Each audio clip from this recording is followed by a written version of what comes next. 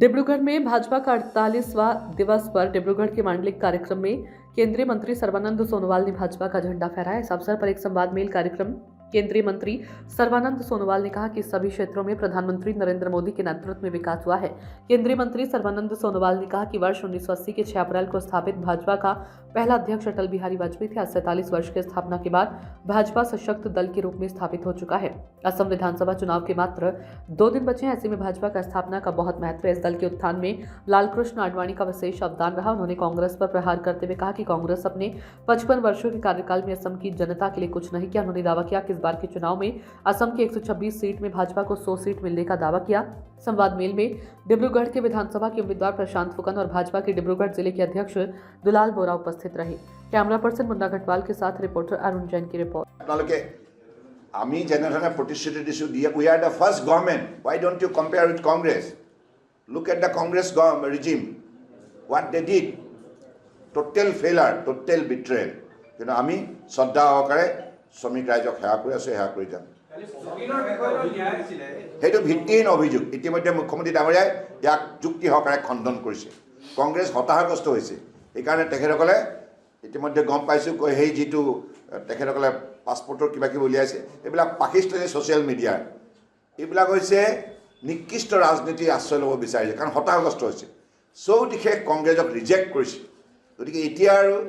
বিজেপিৰ এগেইনষ্টত এনেধৰণৰ অপবাদ জাপি দি তেখেতসকলে কিবা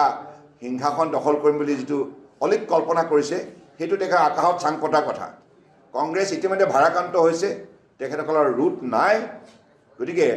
এইটো ইতিমধ্যে আজি মুখ্যমন্ত্ৰী ডাঙৰীয়া শক্তিশালীভাৱে ইয়াক প্ৰত্যাহ্বান জনাই ইয়াৰ যুক্তি সহকাৰে ইয়াৰ প্ৰত্যুত্তৰ দিছে গতিকে এইটো এটা তেখেতসকলৰ যিখিনি যোৱাকালি অভিযোগ আছিলে ইতিমধ্যে এইটো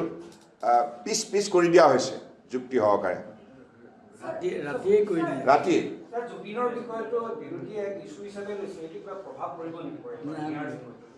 এটা কথা জুবিন গাৰ্গ ডাঙৰীয়া আমাৰ মৰমৰ শিল্পী তেখেতৰ ন্যায়ৰ বাবে অসম চৰকাৰে ইতিমধ্যে ল'বলগীয়া পদক্ষেপ লৈছে SIT গঠন কৰিছে SITয়ে অভিযোগনামা দাখিল কৰিছে অভিযোগনামাৰ ওপৰত এতিয়া কোৰ্টত শুনানি প্ৰক্ৰিয়া চলি আছে হয় শুনানি প্ৰক্ৰিয়া চলি আছে গতিকে আমি ন্যায় দিম বুলি কৈছোঁ ন্যায় দিম ইয়াত ন্যায় নিদিয়া কথা আহিবই নোৱাৰে তেখেতসকলৰ আজি কংগ্ৰেছে আজি যিবিলাক ভুৱা প্ৰচাৰ কৰিছে হয়নে যিবিলাক নিকৃষ্ট ৰাজনীতি আশ্ৰয় লৈছে এনেধৰণৰ ৰাজনীতিৰ কথা অসমৰ মানুহে বুজি পায় কাৰণ তেখেতসকলে পূৰ্বতেও এনেধৰণৰ ঘৃণনীয় ৰাজনীতি কৰি পেলাই অসমৰ মানুহক প্ৰতাৰণা কৰিছে গতিকে এতিয়া আৰু কংগ্ৰেছৰ কেছেট নচলে सूचना इंडिया के सभी दर्शकों को बधाई। अब आप सूचना इंडिया देख सकते हैं जियो टीवी चैनल नंबर 4053 पर भी। साथ ही सूचना इंडिया के सभी सोशल प्लेटफॉर्म इंस्टाग्राम, फेसबुक और ट्विटर से जुड़े और पाएं आपके क्षेत्र से जुड़ी हर एक खबर।